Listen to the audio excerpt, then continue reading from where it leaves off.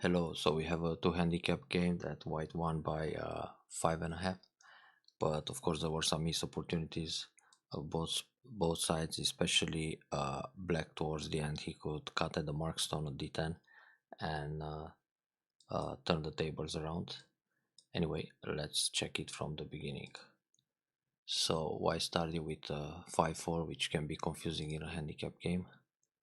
Then the high approach, which is also a very common move to attack a corner in order to prevent shimari. Of course, low approach is the trendy one. White can also think about the far approach to make it more confusing.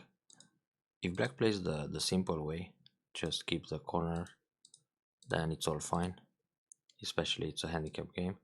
The other variation for black is to play the pincer, and this can be a bit more complicated. But the sequence is pretty much forced. So here black goes for a moy on the left side, while white grabs the corner. Now here we have the most classic Joseki with the hanging connection. Being a handicap game, white can think about approaching the lower left corner and then finish up the Joseki in order to set up a moy on the left side. But nothing wrong to continue the Joseki as usual. So here, instead of playing this f3, which is good direction of play and a very tight move, black should consider the kakari on the lower right corner in order to prevent white's corner enclosure. So now usually white protects the corner if he wants to play a territorial game and extends to the side like this. Then black can grab the solid point at f3 or extend with an ogema on the bottom. Another option for white would be to play the keima to go for outside thickness. So now white can play this Joseki. So like this, or white takes the outside influence where black grabs the corner, but black is center, so black can still play f3 or g3 in order to reduce the potential that white has towards the bottom side. That's a very common Joseki. A simple one would be just block on the outside, then connect solid or hanging, and then black either slides or plays away. And then if white goes p2, black will protect. This is white's exchanging center, then white plays away. So black doesn't have to worry too much when he sees a move like 5-4. It's absolutely fine to go under. Now white grabs the shimari, which is good.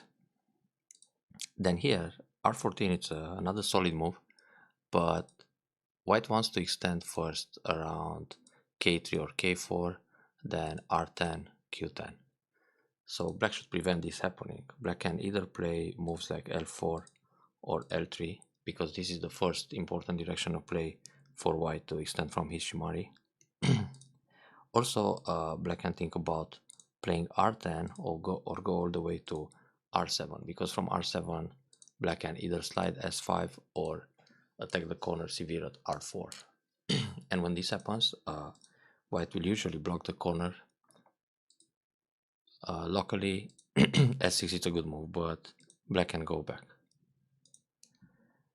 So this way, black is going to limit white's moyo expansion. So tight move again, white extends on the bottom. Now in this case, white is happy to get another extension for double wing formation at r10 soon. So black should either come all the way to r7.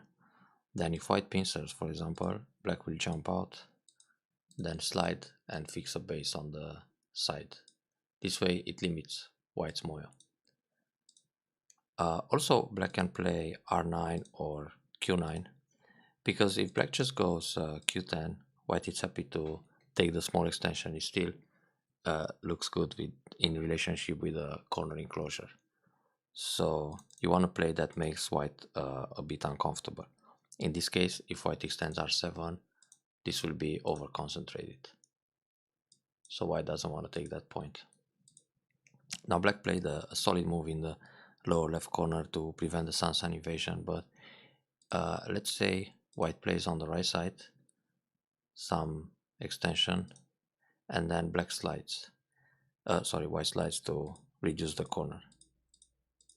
If this happens, black's corner is safe, and now black can grab another big extension.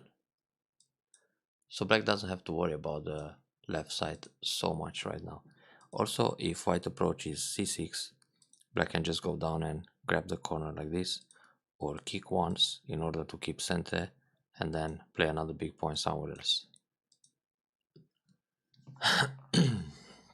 So that c5 was extremely conservative, and now white got the shimari and double wing formation, two extensions on both sides. This is a very ideal formation for white to set up a moyo.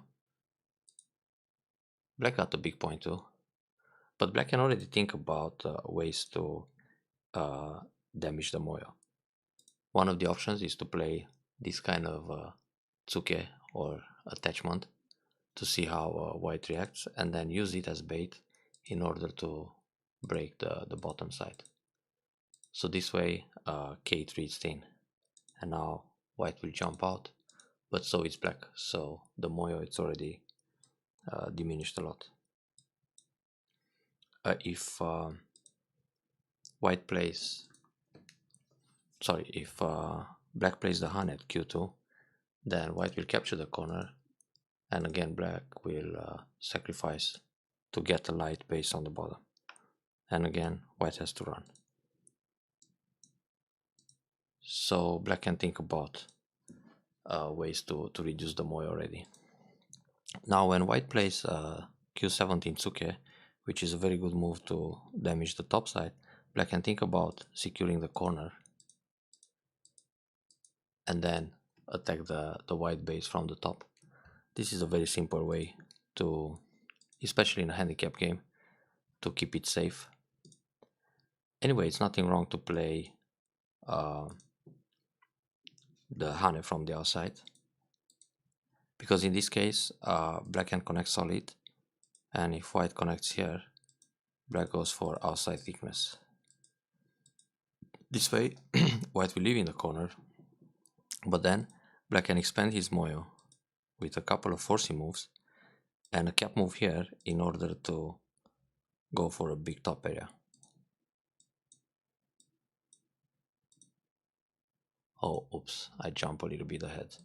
So another option for black, which is a little more complicated, but actually the sequence is forced, is to cut, then push under, Atari will follow, then Atari again, and now white tries to expand his liberties, so here black has to pay attention.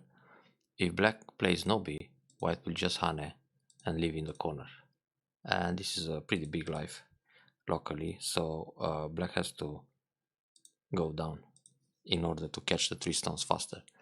Now white will Atari and jump, or Atari again. Usually jump, then white pushes, black will push to prevent the squeeze, and white can hane. On this hane, black can push, capture, and then cut the stones in the middle, or just double up to keep the pressure on the group. But now black is already happy with the top right corner, that's probably around 15 solid points of territory. Or black can play the peep to be more aggressive, allows this Atari, but it's not a problem because white has to go back and connect, then connecting the top to keep the pressure on the entire group, so white will jump out. And in this case, black picks the corner and the top side, while white simply damage the top area to run off with the group, so nothing to complain. But this sequence can be a little more scary, so one should read out all the moves. Now when this happens, white is actually happy to leave in the corner and then also damage the side. This is an excellent point to keep the pressure on white. And the jump is a bit risky because black can use a combination here next. So normally white should double up or push in the corner first and then bump, because now he expands the eye space in the top and it's difficult for black to surround, so black will probably just extend for a base. Now the way black can punish this jump is to wedge right away, because when white plays Atari to connect on the outside, black has the clamp in the top. So now if white goes 018, Atari will come and just connect under and the corner dies. There are 5 stones on the second line. If white connects here, black links under and again white is captured. So white can play no b one way or the other, but black will separate in centers. So now the mark stone got punished and black has nothing to worry about his top right anymore, so he can think about moves to reduce the moyo. Actually, it's still good to test in the corner first, then reduce from the top, and then damage the bottom area. So this way the game is still balanced. Now there's another way for black to use that combination in the top. Black can also try n18, but in this case it's not so profitable, because like this black is forced to sacrifice 2 stones. Oops, that's a misclick. And this way white lives comfortable in the top, so it's not such a painful loss to give up the stone in the middle. Especially that black has a wall that's facing the right side, but his influence is hitting into white stone, so it's not so easy to use that wall in fact. So black had a chance to punish white, and instead of playing the one space jump that happened in the game, luckily for black it's better to play r12. So like this, black expands the area in the top right corner and also prepares the invasion at r8. This jump feels a bit over concentrated and too conservative. This is a typical handicap move. It's okay, it's actually good. Even though that if white tries to expand his moyo, he should think about shoulder hit and then one space jump. So the idea is to build this kind of box. But attachment is possible. Honey is good, and then descent to keep the corner.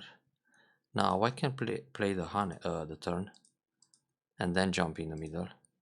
But also already it's interesting to play some jump from the right side to make the box even bigger. Well, this kind of jump is not bad. It's an eye-catching move. So black jumps in, but this is risky. Black should still think about ways to combine with the corner. So because this move, when you go up, it's related with cuts. So if this happens, even if the ladder doesn't work, black can sacrifice like this or just extend.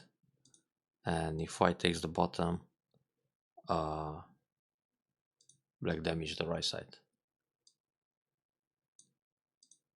So it's good to remember the R3 probe first. Now this kind of O3 feels risky because white can just surround. Instead of attach, white can play the shoulder hit. And now it's difficult for black to get enough space to live inside.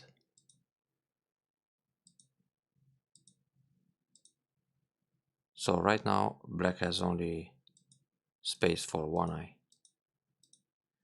And if black cuts here, white will just capture. So it's impossible to set up the second eye.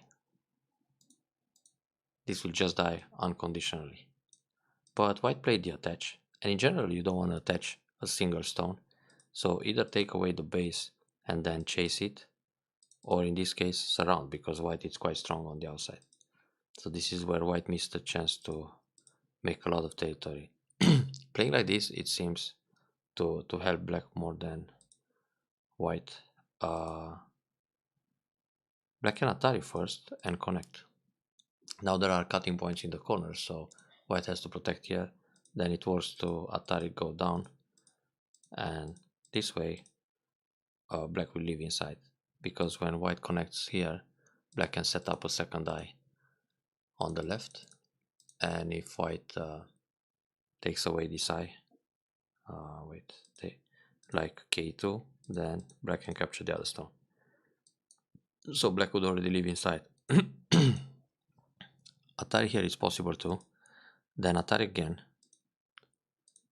and here black has to connect, white links under, and black jumps out. So the damage is done already. If white doesn't connect under m2 but tries to kill everything, like playing this way, black will capture the two stones. So now again it's a bit tricky, because black can get another eye like this or run out, and now black already has one eye, so it's not so easy to kill the group. The second eye just came up quickly. So white took the stone. White can still turn, it's not a problem, because if black plays the honey and then goes down, white captures faster. And now black still needs to sacrifice everything and run out in the middle. So this was also a bit too conservative. Good Atari, and then jump out. Black should jump out faster. The vital point is nice in general to make this kind of tiger mouth, but two space jump like this, it's one line ahead of the white stone on the left side, so it's an easier way to escape. Even if white pokes the eye out like this, it's really not a big problem, because now white has to take care of his bottom group. So white needs to jump, then black can squeeze and jump again. So it's really not a problem to sacrifice one stone here. So black played tight, white keeps the pressure, but this kind of move doesn't connect very well to r10. So normally on the right side, white should just play a move like q8 to keep everything connected here. Also, white can think about the cap to be more aggressive, and then when black goes towards the right, surround everything and go for the kill. But it's not that easy. And if white simply protects, black will run out. So actually, it's okay for white to grab his territory, allow the black escape, and then play out the big points. For example, reduce the top a little bit. Then he needs to white has to reinforce the J6 group. In order to do that, white can play a peep here, then a peep from the other side, and jump along, because this stick of black stones in the middle needs to jump out again. So white defends the right, black escapes, and white attacks again. Anyway, the right side is very strong for white, so white should pay attention with his J6 group. That's the weak one. So if black pushes here and then white no-B and black plays the cap, now black is attacking white all of a sudden. So hunter became hunted. If this happens, it can get risky. Even if white will manage to survive somehow, he has problems on the left side next, because black got some stones in the center, so it's easier to invade. It's not interesting for black to play on the right side right now, because for black, the bottom group, it's urgent to be safe and also start attacking the J6 as in the previous variation. Well, this was Sente, but the block is Gote. So once again, black should consider the cap move.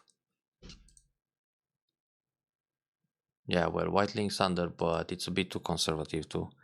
White should peep, and then Keima, and then turn.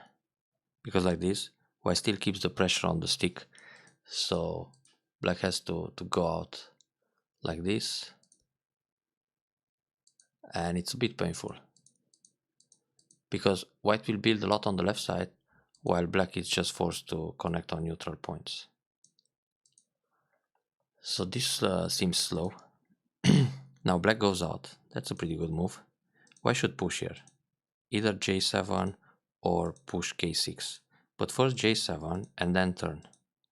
And now if black blocks like this to keep the I shape, white can push along and then extend a little bit on the left side. So this way white gets stronger in the middle of the board. When white jumps to the left, black can push first. So if white connects, now black can think of a way to reduce the left side and separate the bottom group. But actually, well, white is already connected at L2, so it's not such a big deal.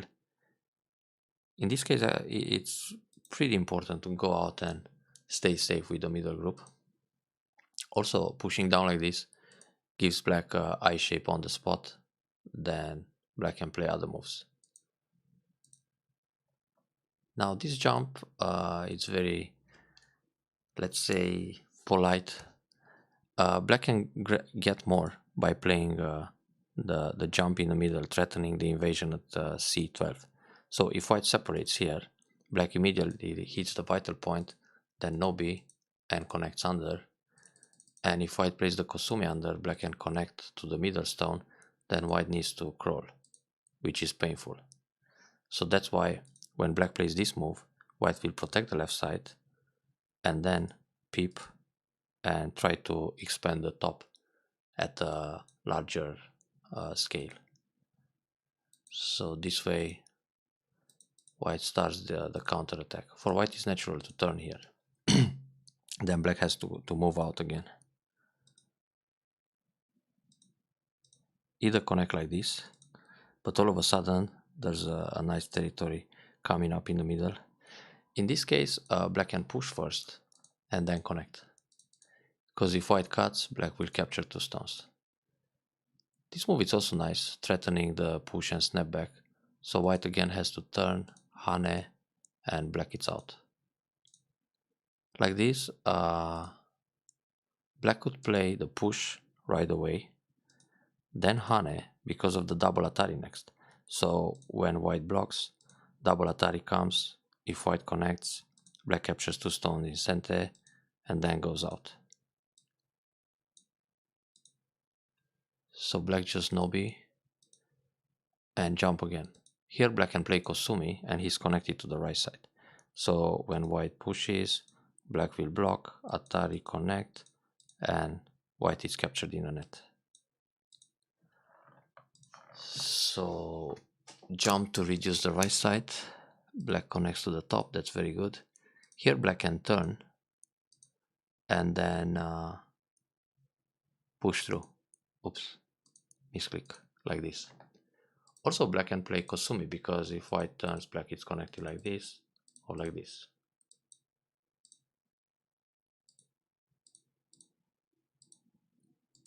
White can actually just turn, threatening the cut, so when black connects, white will play away. And now black should really find a way to come into the center, either with a jump or shoulder hit and jump from the bottom. It's not so important for white to connect here because black is already connected to the top. It's better to jump like this and play a Kosumi to get rid of the problems around N18. This way white took gote to fight for some neutral points. Instead of jumping here, which is a nice shape, white has to turn with empty triangle, then block, then connect. Because like this, white blocks 2 points earlier. Playing the jump, black can also jump, then atari, atari, connect. So now white lost 2 extra points and black is still center. So even if the shape is nice, it's not worth it in this case because it's just giving 2 more points. So white could win this game by 7.5 instead of 5.5, just saving the 2 points in that area. Now here, black starts reducing, but instead of playing the jump right away, black should peep first and then Keima, and now he's connected. If white tries to cut, then black will capture the stone. So white plays the attach, very good. This is also a bit risky. It's better to play shoulder hit and then one space jump to be connected to the bottom group. Like that, white can fight back. For example, shoulder hit here and then just no B. So now E8, E9 got separated naturally. This way, white can still, black can still connect. So if Hane, yeah, black will go out and capture the two stones. So white played a bit loose. And here black has to Hane first. And if white cuts, Atari and push, and the two stones are captured. So white needs to connect, then black can also connect solid, or just push, and then allow the cut, but reduce from the right side.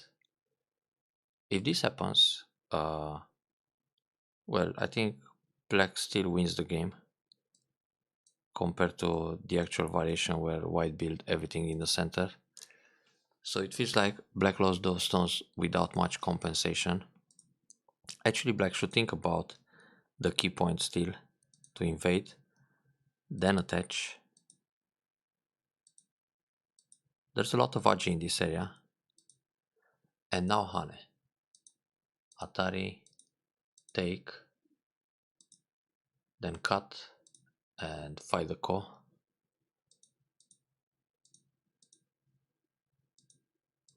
This can get troublesome. So how are the liberties? Atari connect, Atari connect. Oh, this doesn't work because white has a shortage of liberties. When black plays Atari here, white can connect. So ouch. Black is out, white got damaged. So Hane, capture, very good. White should still play Atari from behind and Atari block. There's a ko on the left side, but this is the way, the Tetsuji. And now black has to find a big ko threat. Probably good enough to play the attach in the top, then take back the ko. Now if white connects, white just goes down. And this is really troublesome. Going out here, white still got damage on the left side. So this is a really good sequence for black. But instead of connecting, black should go down. Now if white cuts, black will just, well, black can take away liberty, but black can just protect solid, and the stones on the left side die faster. So also the three stones are in trouble, but the group in the top left is already captured. So here, black missed a huge opportunity to win the game. Now white connected under. White should stay connected solid and later play some Atari. So black capture more stones. Actually, black can turn, trying to save the three stones and then go down.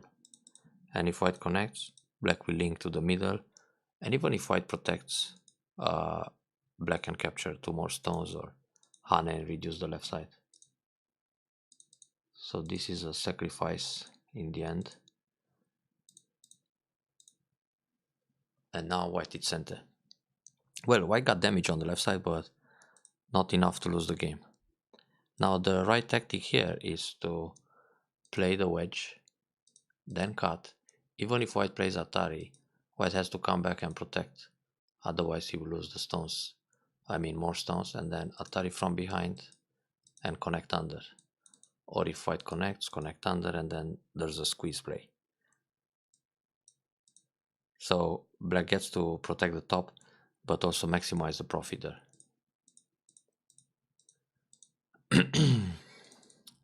It still works to play this move and then catch an extra stone. Like this, white can no B and black has to connect. So white can save that stone in center. Which happened.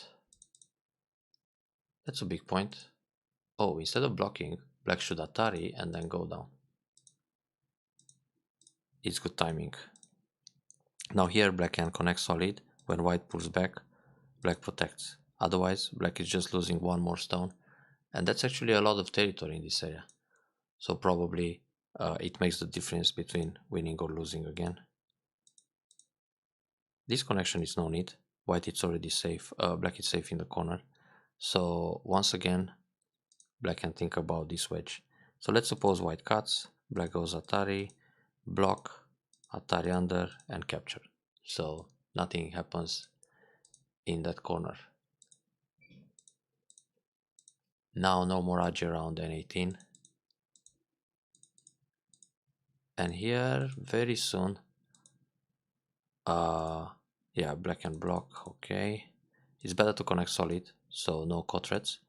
But if black just cuts and white tries to capture, white is losing the semi by one liberty.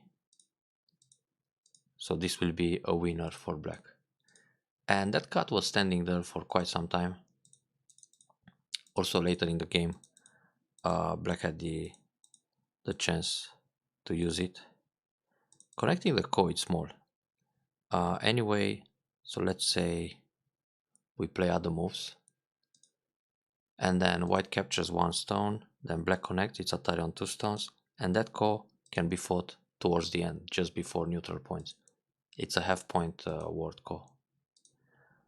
So now Atari connect. This connection, it's 0 points. Blocking M2, it's a 1 point move. Because if black grabs the L3 point, that's also a neutral point for black. So playing here, it's like saying pass. Now on this Atari, white should just connect.